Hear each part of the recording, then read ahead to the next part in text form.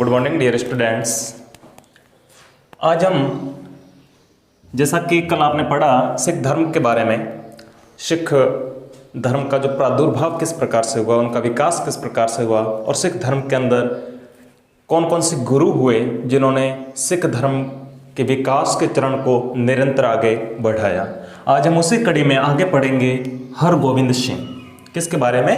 हरगोविंद सिंह के बारे में कि ये गुरु अर्जुन देव के पुत्र थे। किसके? इससे पहले हमने पढ़ा था गुरु अर्जुन देव के बारे में। ये हरगोविंद सिंह गुरु अर्जुन देव के क्या थे? पुत्र थे। इन्होंने शैली की जगह 2 तलवारें धारण की। व्हाट इज दिस शैली? अभी शैली क्या है कि शैली का मतलब होता है ऊन की बनी माला जो अपने गले में पहनते थे, जो इनके धर्म गुरु होते थे वो।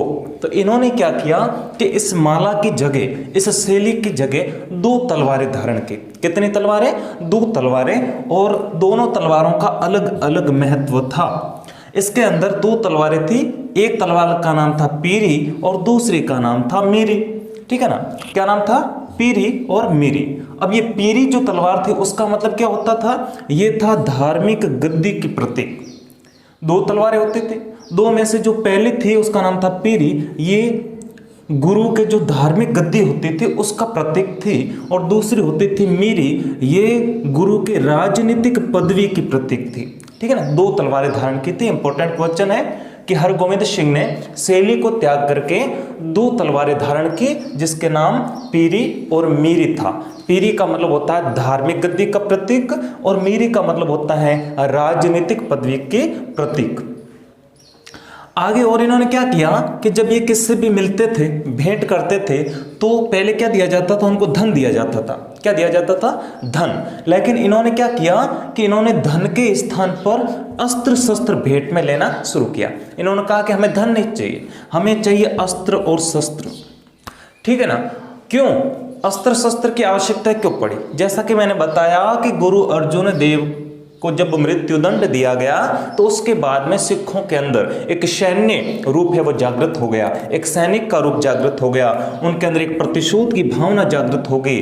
ठीक है ना? स्वाभिमान जागृत हो गया, और उसके लिए उनको मुगलों से लड़ना था। और मुगलों से लड़ने के लिए कोई हाथों से लड़ना ये कोई जरूरी नहीं था। हाथों से लड़ना कहाँ तक लड़े? इसके लिए उन्होंने क्या किया? उन्हें अधिक से अधिक अस्त्र शस्त्र की आवश्यकता होती थी, और इसलिए उन्होंने भेंट में धन के स्थान पर अस्त्र शस्त्र है वो लेना है वो शुरू कर दिया। आगे हम पढ़ेंगे कि हरगोविंद सिंह ने एक अकाल तख्त का निर्माण करवाया। किसका निर्माण करवाया? अकाल तख्त का। This is important questions. Hargobind Singh ने अकाल तख्त का निर्माण किसने करवाया था? हरगोविंद सिंह ने करवाया था। कहाँ पे? हर मंदिर के पास में। कब करवाया था? 1699 ईस्वी के अंदर अकाल तख्त का निर्माण करवाया था। ये गुरु के राजनीतिक प्रभुता का प्रतीक था। किसका प्रतीक था? राजनीतिक प्रभुता का प्रतीक था अकाल तख्त। ठीक है ना? इसके बाद में हम पढ़ते हैं कि जहांगीर ने अर्जुन देव का आर्थिक जुर्माना हरगोविंद से वसूलना चाहा। ठीक है ना? इससे पहले जहांगीर ने, जैसा कि गुरु अर्जुन देव को मृत्युदंड दिया था, ठीक है ना, और उन्होंने जो जुर्माना इन पर लगाया था जहांगीर ने अर्जुन देव पर, वो अर्जुन देव ने नहीं भरा, उनकी बात नहीं मानी, उनके धर्म को स्वीकार नहीं किया, उनके द्वारा जो भी आदेश दिए गए उनकी पालना नहीं की, इस कारण उनको मृत्युदंड दिया गया। ठीक है ना? तो इनको मृत्युदंड देने के बाद में इनका पुत्र हरगोविंद सिंह गुरु बने। तो जहांगीर ने क्या किया कि जो काम वो अर्जुन देव से नहीं करवा पाए वही काम अब वो हरगोविंद सिंह से करवाना चाहते हैं। ठीक है ना? तो वे क्या करते हैं कि आर्थिक जुर्माना जो लगाया था अर्जुन देव पर, वो अब हरगोविंद सिंह से वो प्राप्त करना चाहते हैं, वसूलना चाहते हैं। लेकिन हरगोविंद सिंह ने क्या कहा? मना कर दिया कि मैं किसी भी स्थिति में जुर्माना आपको नहीं दे सकता। और इस कारण हरगोविंद सिंह को क्या कर दिया? बंदी बना लिया, और बंदी बना करके इनको ग्वालियर के दुर्ग में है वो कैद कर दिया। कौन से दुर्ग में? ग्वालियर के दुर्ग के अंदर हरगोविंद सिंह को है वो बंदी बना लिया। आगे पढ़ेंगे कि इन्होंने सिख पंथ को एक सैनिक रूप देने का प्रयास किया। जो एक सिख संघ था, सिख पंथ था, इन्होंने ही सिख पंथ को सैनिक रूप देने का है वो रूप देने का प्रयास किया। अधिक से अधिक सिखों को सैन्य प्रशिक्षण दिया गया, उन्हें युद्ध के लिए तैयारियां शुरू करवाई, युद्ध के लिए उनको प्रशिक्षण दिया जाता था। ये कार्य किया हरगोविंद सिंह ने। आगे हम पढ़ते हैं कि हरगोविंद सिंह के बाद में गुरु बने हरि राय, हरि राय के बाद में हरि कृष्ण गुरु बने और हरि कृष्ण के बाद में तेग बहादुर गुरु बने। ठीक है ना, किन के बाद में? हरगोविंद सिंह के बाद में कौन बना? हरि राय। हरि राय के बाद में हरि कृष्ण गुरु बने और हरि कृष्ण के बाद में गुरु जो तेग बहादुर है वो गुरु बने थे। अब तेग बहादुर के संघर्ष की कहानी को पढ़ते हैं कि तेग बहादुर द्वारा धर्म स्वीकार न करने पर औरंगजेब द्वारा मृत्यु दंड दिया गया। अब तेग बहादुर को औरंगजेब ने मृत्यु दंड दिया। क्यों मृत्यु दंड दिया? औरंगजेब, जैसा कि मैं आपको पहले जब हम मुगल शासन के बारे में पढ़ रहे थे, मुगल साम्राज्य के बारे में पढ़ रहे थे, तो मैंने आपको बताया था कि औरंगजेब मुगलों के अंदर एक ऐसा शासक हुआ था जो एक निर्दयी था, नृशंस था, क्रूर था और वो क्या करता था कि वो हिंदुओं पर अधिक से अधिक अत्याचार करता था और उनको अधिक से अधिक इस्लाम धर्म उनको स्वीकार करवाने के लिए बाध्य करता था। कौन? औरंगजेब। और औरंगजेब ने यहाँ पर भी यही कार्य किया। उन्होंने क्या किया? तेग बहादुर से कहा कि आप इस्लाम धर्म स्वीकार करो, आप मुस्लिम धर्म स्वीकार करो, तो हम आपको जो आप चाहो मुंह मांगा आपको है वो भेंट देंगे। लेकिन तेग बहादुर स्वाभिमानी थे, उन्होंने किसी भी स्थिति में क्या नहीं किया? धर्म स्वीकार नहीं किया। और जब उन्होंने ऐसा नहीं किया तो औरंगजेब ने उनको बंदी बनाया और उनको मृत्यु दंड दे दिया। किसको दिया? तेग बहादुर को। किसने दिया? औरंगजेब ने दिया। याद रखना, ठीक है ना। इससे पहले हमने पढ़ा था गुरु अर्जुन देव को कि गुरु अर्जुन देव जो कि सिखों के 5वें गुरु थे, उनको मृत्यु दंड दिया था जहांगीर ने। ठीक है, और उनके बाद में तेग बहादुर को औरंगजेब द्वारा मृत्यु दंड दिया गया। आगे हम पढ़ेंगे कि दिल्ली के अंदर है चांदनी चौक। दिल्ली का क्या है? चांदनी चौक है और चांदनी चौक वहां पर इनका स्मारक बना हुआ है। ठीक है ना, उनकी समाधि बनी हुई है। किनकी? तेग बहादुर की। ठीक है ना, कहाँ पे? चांदनी चौक। और चांदनी चौक कहाँ है? दिल्ली के अंदर है। ठीक है, तो जहाँ पे उनकी समाधि है, जिनको स्मारक बोलते हैं, उन स्मारक को किस नाम से जाना जाता है? शीशगंज गुरुद्वारा के नाम से। ठीक है ना, शीशगंज गुरुद्वारा के नाम से है वो जाना जाता है। ठीक है ना, तो दिल्ली के अंदर ये स्थित है। आगे हम हरगोविंद सिंह के बाद में पढ़ेंगे गुरु गोविंद सिंह के बारे में। गुरु गोविंद सिंह के बारे में ये क्या थे? ये सिखों के 10वें और अंतिम गुरु थे। सिखों के 10वें और अंतिम गुरु थे और ये तेग बहादुर के पुत्र थे। किसके पुत्र थे? तेग बहादुर के पुत्र थे। तो जैसा कि मैंने बताया कि ये सिखों के 10वें और अंतिम गुरु थे। तो इन्होंने क्या किया कि इन्होंने शस्त्र व शास्त्र हेतु शिक्षण केंद्रों का निर्माण करवाया। अब देखिए कि जब हरगोविंद सिंह थे, हरगोविंद सिंह के बाद में हरि राय, हरि कृष्ण और उनके बाद में तेग बहादुर, और उनका जब औरंगजेब द्वारा दमन करना शुरू कर दिया, सिखों पर अत्याचार करना शुरू कर दिया, तो इन सब से विवश होकर के अंत में गुरु गोविंद सिंह ने क्या किया कि गुरु गोविंद सिंह ने एक जो प्रशिक्षण केंद्र थे शस्त्र और शास्त्र, जहाँ पे शस्त्रों को भी शिक्षा दी जाती थी और शास्त्रों की भी, तो उन्होंने ऐसे प्रशिक्षण केंद्रों की है वो स्थापना करवाई और वहाँ पे सिख धर्म के जो लोग थे उनको है वो शिक्षा प्रदान की जाती थी अधिक से अधिक, ताकि उनकी एक सेना तैयार हो जाए और वो मुगलों से लड़ने के लिए हमेशा तत्पर रहे। उन्होंने क्या किया कि लाहौर का एक सूबेदार था, उसको नदौण के युद्ध में, कौन सा युद्ध? नदौण के युद्ध में उनको परास्त किया। किसने? गुरु गोविंद सिंह ने। किसको परास्त किया? हराया। परास्त करने का मतलब हराना। लाहौर के सूबेदार को हराया। किसके युद्ध में? नदौण के युद्ध के अंदर।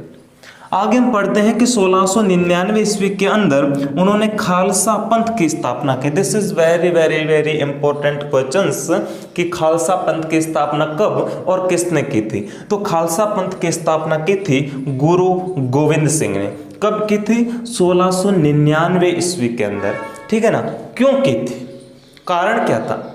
कारण ये था कि सिखों को संगठित करने के लिए। कारण क्या था? कारण यह था कि सिखों को संगठित करने के लिए, नंबर 1 सिखों को संगठित करने के लिए और उनके अंदर सिखों को जागृत करने के लिए, ठीक है, और सिखों में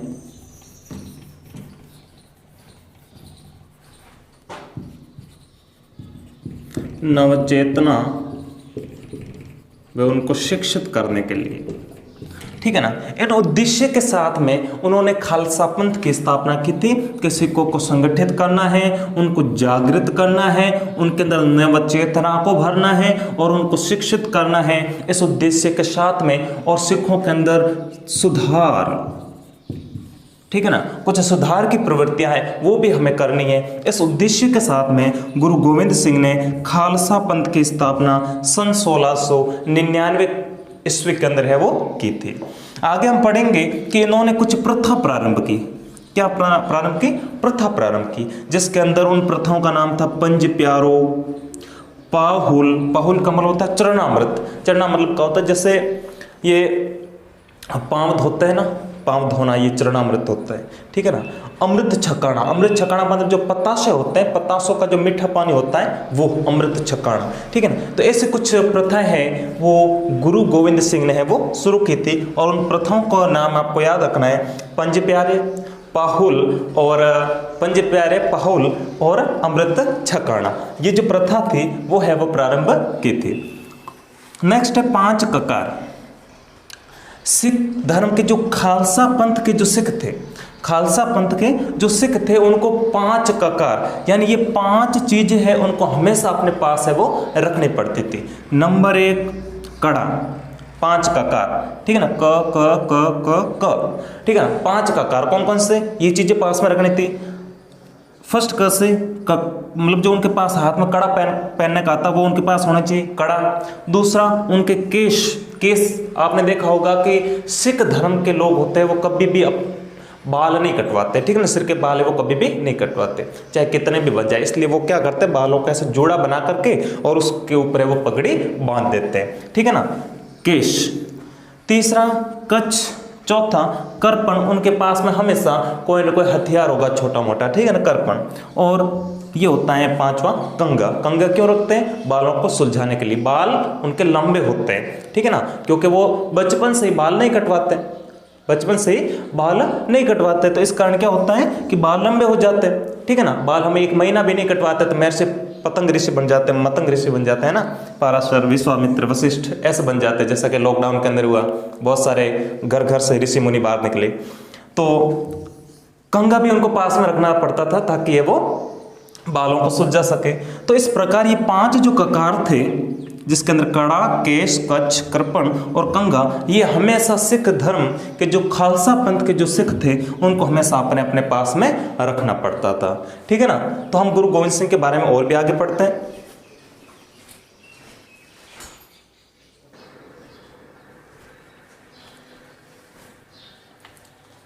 इस प्रकार हमने आगे पढ़ा कि गुरु गोविंद सिंह ने आगे 1699 ईस्वी के अंदर आनंदपुर साहिब के अंदर एक सैनिक केंद्र खोला।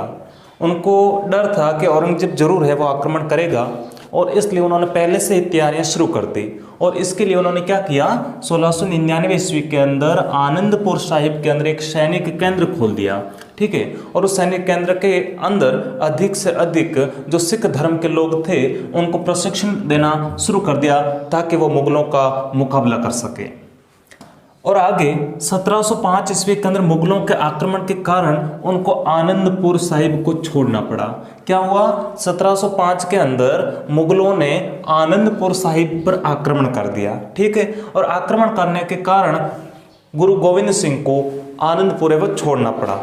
देखिए, आप जानते होंगे कि उस समय मुगलों का संपूर्ण भारत पर अधिकार था और मुगलों के पास बहुत अधिक संख्या में उनके पास सेना थी, ठीक है ना। और लेकिन यहाँ पे गुरु गोविंद सिंह के पास में जो सैनिक थे वो बहुत ही कम थे, ठीक है, और उनके पास इतना प्रशिक्षण या जो अस्त्र शस्त्र या धन या इस प्रकार की कोई सहायता भी उनके पास नहीं थी, फिर भी वो बड़े स्वाभिमान के साथ में उनके साथ लड़े। तो 1705 ईस्वी को उनको है वो आनंदपुर छोड़ना पड़ा। जब वो आनंदपुर छोड़ करके जा रहे थे तो उनके दो बेटे, किसके, गुरु गोविंद सिंह के दो बेटे थे, उनका नाम था जोरावर सिंह और एक का नाम था फतेह सिंह, ठीक है ना। ये दोनों पुत्र है वो पीछे आनंदपुर के अंदर रह गए और गुरु गोविंद सिंह अन्य अपने साथियों के साथ में और घर के सदस्यों के साथ में वो वहां से चले गए। लेकिन ये दोनों जोरावर सिंह और फतेह सिंह, ये गुरु गोविंद सिंह के दो पुत्र थे, छोटे छोटे थे, छोटी उम्र थी, 12-13 वर्ष 10 वर्ष के आसपास, ठीक है ना। तो ये छोटे बच्चे हैं वो वहां पर रह गए। तो औरंगजेब के सैनिकों ने अर्थात मुगलों ने क्या किया, इन दोनों को बंदी बनाया और बंदी बना करके इनको औरंगजेब के सामने है वो प्रस्तुत कर दिया, ठीक है। तो औरंगजेब ने क्या किया कि औरंगजेब ने इन दोनों से कहा कि यदि आप इस्लाम धर्म को स्वीकार कर लेते हैं, कौन सा धर्म, इस्लाम धर्म को स्वीकार कर लेते हैं तो हम आपको जिंदा छोड़ देंगे। लेकिन आखिर पुत्र किसके थे, गुरु गोविंद सिंह के थे। इन्होंने कहा कि कुछ भी हो जाए लेकिन हम किसी भी स्थिति के अंदर आपके इस इस्लाम धर्म को स्वीकार नहीं करेंगे। तो जब इन्होंने मना किया तो औरंगजेब, तो मैंने आपको पहले बता चुका हूं, उसको किसी प्रकार की कोई दया नहीं आती थी। उसने सरहिंद का किला था, कौन सा किला, सरहिंद का जो किला था उसकी एक दीवार के अंदर इन दोनों बच्चों को जिंदा चुनवा दिया था। क्या कर दिया, जिंदा चुनवा दिया था इन दोनों बच्चों को दीवार के अंदर। जहां आप जानते हैं कि दीवार और वहां पे भी जिंदा उनको चुनवा देना। यहाँ पे बच्चे थे, उन दोनों बच्चों को जिंदा है वो चुनवा दिया गया। क्या परिस्थिति यही होगी, आप देख सकते हैं उन बच्चों की कि किस प्रकार से और कैसा संघर्ष उन बच्चों ने झेला कि उनको एक दीवार के अंदर जिंदा उनको चुनवा दिया गया, दोनों भाइयों को, जोरावर सिंह और फतेह सिंह को, ठीक है ना। ऐसा नृशंस था, निर्दयी था औरंगजेब, जिसने इन छोटे छोटे मासूम बच्चों पर भी किसी प्रकार का कोई रहम नहीं किया। लेकिन बच्चे भी कितने स्वाभिमानी और बहादुर थे कि उन्होंने भी अपने पिता की तरह इस्लाम धर्म को स्वीकार नहीं किया। उन्होंने कहा कि मौत मंजूर है लेकिन अपने जमीर के साथ में समझौता में मंजूर नहीं। आगे बढ़ते हम, चमकौर का युद्ध होता है और उस चमकौर के युद्ध के अंदर गुरु गोविंद सिंह के दो अन्य पुत्र, एक का नाम था अजीत सिंह और दूसरे का नाम जुंझार सिंह था, वे भी इस चमकौर के युद्ध के अंदर क्या हो जाते हैं, शहीद हो जाते हैं। तो कितने पुत्र, 4 पुत्र थे। तो 2 पुत्र छोटे थे, उनको सरहिंद के किले के अंदर जिंदा चुनवा दिया जाता है, और 2 पुत्र थे अजीत सिंह और जुंझार सिंह, ये चमकौर के युद्ध के अंदर है वो क्या होते हैं, वीर गति को प्राप्त हो जाते हैं। आगे हम पढ़ते हैं कि एक आगे खुदराना का संघर्ष, खुदराना का युद्ध होता है और उसके अंदर 40 वीर योद्धा सिख थे, वो वीर गति को प्राप्त हो गए, 40 सिख, ठीक है ना। तो सिखों के बारे में कहा गया कि एक सिख 1.25 लाख के बराबर होता है, ठीक है ना। इतने मतलब उनमें ताकत होती, बुद्धि होती है, ठीक है ना। तो यहाँ पे खुदराना के संघर्ष के अंदर 40 सिख है वो वीर गति को प्राप्त हो गए। तो उन सिखों को वहां पे मुक्ता कहा गया, क्या कहा गया, मुक्ता। और जहां पे वो शहीद हुए थे उस स्थान को मुक्तसर कहा गया, ठीक है ना। सिखों को क्या कहा गया, वहां पे जो वीर गति प्राप्त होने वाले उनको कहा गया मुक्ता, और उस स्थान को मुक्तसर कहा गया। अंत में पढ़ते हैं कि वहां से इस प्रकार की जब घटनाएं घटित हुई, इस प्रकार का जब युद्ध हुआ, तो इन सब से छोड़ करके गुरु गोविंद सिंह वहां से कहां चले गए, तलवंडी चले गए। कहां चले गए, तलवंडी। और तलवंडी पहुंच करके उन्होंने वहां पे साहित्य लेखन किया। फिर उन्होंने युद्ध वाला ये काम था वो छोड़ दिया और उन्होंने काम किया साहित्य लेखन। वह संघर्ष जारी रखा, किसी भी स्थिति में वे औरंगजेब के सामने झुके नहीं, उन्होंने अपना संघर्ष जारी रखा। जहां भी उनको मिले वह उनसे हमेशा लड़ते रहते थे, संघर्ष करते रहते थे। जहां पे उनके धर्म, सिख धर्म के जो लोग मिलते उनको शिक्षा देते रहते, सैन्य प्रशिक्षण देते, और जैसे तैसे करके उनको इकट्ठा संगठित रखने का प्रयास करते थे। तो उसके बाद में उन्होंने क्या किया, साहित्य लेखन शुरू कर दिया, किताबें लिखना है, और अपने ही समाज के लोगों को जागृत करने के लिए उन्होंने है वो साहित्य लेखन है वो शुरू कर दिया। तो फिर क्या होता है कि औरंगजेब गुरु गोविंद सिंह को निमंत्रण भेजते। निमंत्रण इसलिए भेजते हैं कि वो उनसे मिलना चाहते हैं, क्योंकि समय काफ़ी हो गया था और वो उनसे मिलकर के बात करना चाहते थे कि आपको अपना राज्य वापस दे दिया जाएगा, या इस प्रकार की कुछ वो उनसे बात करना चाहते थे, या इसके पीछे औरंगजेब का कोई षड्यंत्र रहा होगा, कुछ भी हो सकता है। लेकिन औरंगजेब के निमंत्रण पर गुरु गोविंद सिंह वहाँ से रवाना होते हैं और औरंगजेब से मिलने के लिए उनके दरबार में जाते हैं। लेकिन जब वो जा रहे थे, बीच रास्ते में होते हैं, तब उनको समाचार मिलता है। क्या मिलता है? समाचार मिलता है कि औरंगजेब की मृत्यु हो चुकी है। क्या समाचार मिलता है? जब वो औरंगजेब से मिलने जा रहे, औरंगजेब ने स्वयं ही गुरु गोविंद सिंह को निमंत्रण भेजा कि आइए हमसे मुलाकात कीजिए, हमें आपसे कोई बात करनी। और गुरु गोविंद सिंह वहां से रवाना हो जाते हैं मिलने के लिए। लेकिन जैसे वो बीच में जा रहे होते हैं तो उनको समाचार मिलता है कि औरंगजेब है वो सिधार गए, परलोक, ठीक है ना, उनकी मृत्यु है वो हो गई है। और इस प्रकार 1 अक्टूबर 1708 ईस्वी को गुरु गोविंद सिंह भी परलोक सिधार जाते हैं। गुरु गोविंद सिंह भी परलोक सिधार जाते हैं। तो हमने पढ़ा गुरु गोविंद सिंह के बारे में, जो सिखों के 10वें और अंतिम गुरु थे, जिन्होंने आप देख सकते हैं अपने पुत्रों को खोया। सिख धर्म के लिए उन्होंने क्या क्या नहीं किया, वहाँ पे उन्होंने अपने स्वाभिमान के लिए क्या क्या नहीं किया, किस परिस्थिति के अंदर वो रहे होंगे। उनको ऐसा नहीं कि वो एक ही स्थान पर टिके रहे, नहीं, वो एक स्थान पर नहीं, उनको दर दर की ठोकरें खानी पड़ी, लेकिन किसी भी स्थिति के अंदर वो झुके नहीं, वो टूटे नहीं, और अपने पुत्रों तक को उनको खोना पड़ा। छोटे छोटे बच्चे थे ये दोनों, जोरावर सिंह और फतेह सिंह। जब आप इनकी कोई फिल्म देखेंगे, मूवी देखेंगे, और जब उनको जिंदा चुनवा दिया जाता है, वो जब मार्मिक आप देखने से रोंगटे खड़े हो जाते हैं, देखने से रोंगटे खड़े हो जाते हैं, सुनने से रोंगटे खड़े हो जाते हैं कि इन छोटे छोटे बच्चों को दीवार के अंदर जिंदा चुनवा दिया गया था। तो क्या उनकी कैसी हालत रही होगी? बच्चों को तो कहूँ कि एक छोटे से चॉकलेट देता हूँ तो ये काम कर ले, वो कर लेता, लेकिन यहाँ देखिए उनका स्वाभिमान देखिए, आप उनकी जमीर देखिए कि वो झुके नहीं। उन्होंने, औरंगजेब ने कहा कि क्या चाहिए तुझे, चाहिए क्या दोनों बच्चों को, कितनी जागीर चाहिए, कितने सैनिक चाहिए, कितना धन चाहिए, जो चाहिए वो मुंह मांगा तेरे को दे रहे।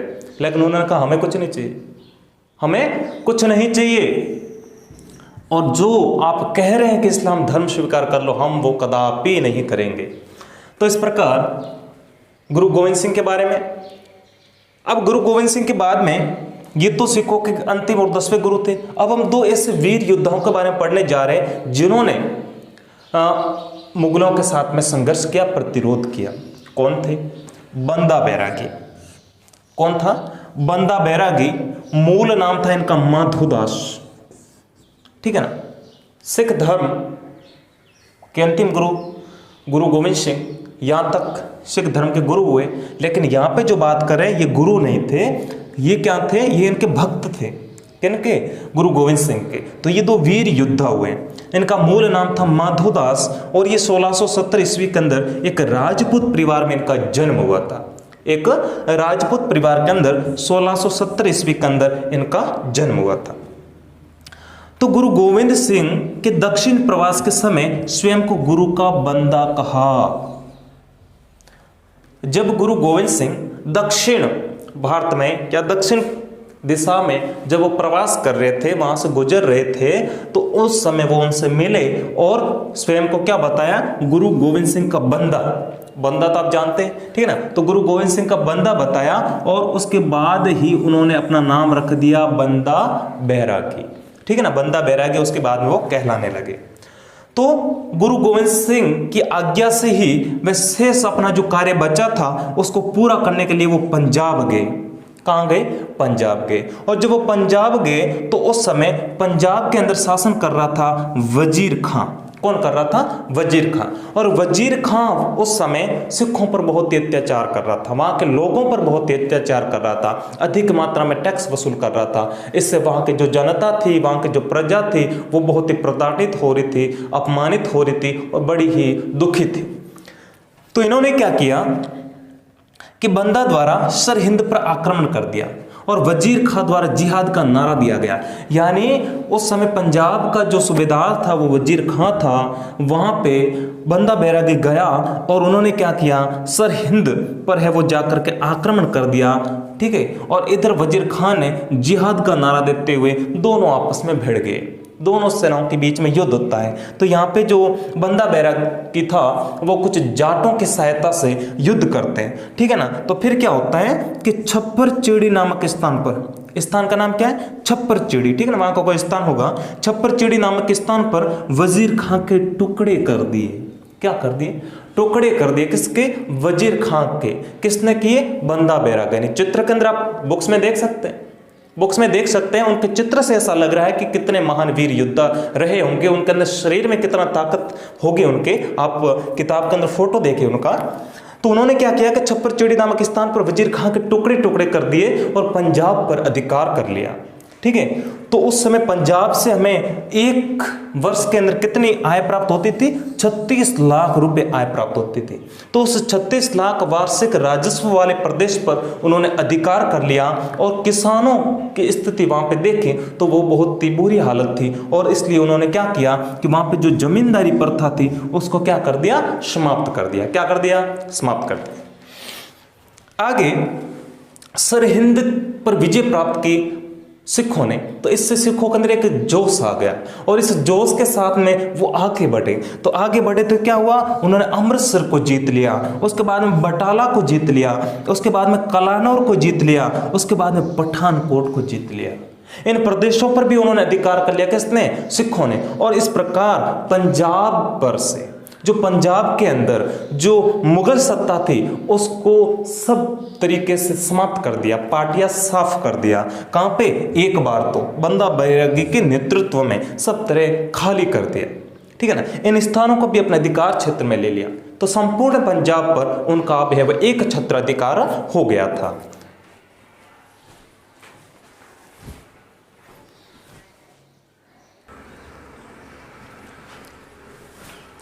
तो इस प्रकार बंदा बैरागी ने जब पंजाब पर अधिकार कर लिया और पंजाब से जो मुगल प्रशासन था उनको समाप्त कर दिया, तो इस की सूचना जब दिल्ली पहुंची तो उस समय दिल्ली का शासक था बहादुर शाह। बहादुर शाह ने एक विशाल सेना भेजी, मुगल सम्राट बहादुर शाह था, तो उसने एक विशाल सेना भेजी बंदा बैरागी को परास्त करने के लिए, हराने के लिए, उसको बंदी बनाने के लिए, ठीक है ना।